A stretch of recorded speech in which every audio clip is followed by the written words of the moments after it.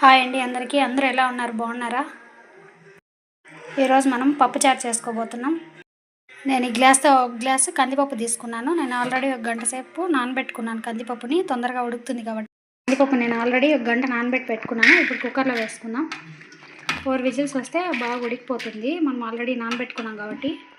ఇప్పుడు మనం కందిపప్పు తీసుకున్న గ్లాస్తోనే 2 గ్లాసులు వాటర్ పోసుకుందాం.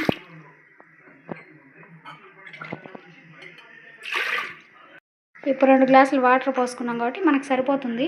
ఇప్పుడు ఇందులోకి పసుపు కొద్దిగా వేసుకుందాం. ఇప్పుడు నేను పెద్ద టమాటా ఒకటి కట్ చేసుకున్నాను, ఇందులోకి వేసుకుంటున్నాను. ఎర్రగడ్డ కొద్దిగా కట్ చేసుకొని వేసుకుందాం. ఎర్రగడ్డ వేసుకున్నాను. అలాగే 4 పచ్చిమిరపకాయలు కట్ చేసుకున్నాను, అవి కూడా ఇందులోకి వేసుకుందాం. విజిల్ పెట్టుకొని 4 విజిల్స్ వచ్చేదాకా ఉడికించుకున్నాము. స్టవ్ పైన కుక్కర్ పెట్టుకున్నాము. ఇప్పుడు మనం చింతపండును నానబెట్టుకుందాం. పప్పు ఉడికే లోపల చింతపండు కూడా నానిపోతుంది. ఒక పెద్ద సైజు నిమ్మకాయ అంతా చింతపండు తీసుకున్నాము. ఇప్పుడు ఈ చింతపండుని కడిగేసి నానబెట్టుకుందాము.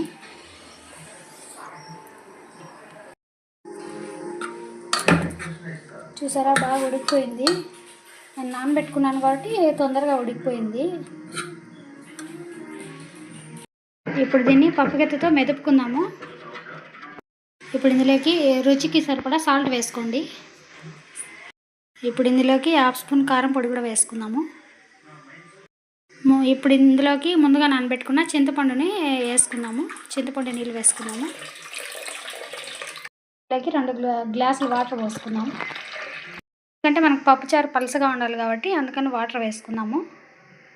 ఇప్పుడు ఇందులో కొద్దిగా కరివేపాకు కూడా వేసుకొని ఒక 5-6 నిమిషాలు ఉడకబెట్టుకుందాము. ఇప్పుడు ఇందులోకి కొత్తిమీర కాడలు కూడా వేసుకున్నాము.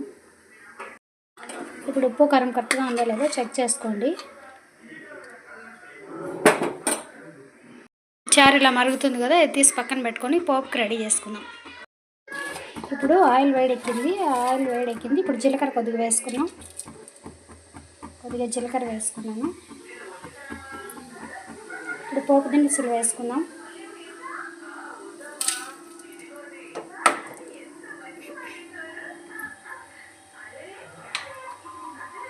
ఇప్పుడు ఇందులోకి కొద్దిగా ఎర్రగడ్డ కట్ చేసి వేసుకున్నాం.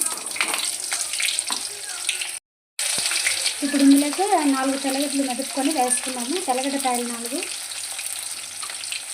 ఇందులోకి ఎండుమిరపకాయలు 4 వేసుకున్నాం. ఇప్పుడు కొద్దిగా కరివేపాకు వేసుకున్నాం. ఇప్పుడు ఇందులోకి కొద్దిగా జీలకర్ర పొడి కూడా వేసుకున్నాం. జీలకర్ర పొడి వేసుకుంటే టేస్ట్ చాలా బాగుంటుంది, మేమైతే వేసుకుంటాము. ఇప్పుడు ఈ పప్పునెత్తి పోపులోకి వేసుకున్నాము. ఇప్పుడు ఇందులోకి కొత్తిమీర వేసుకుందాము.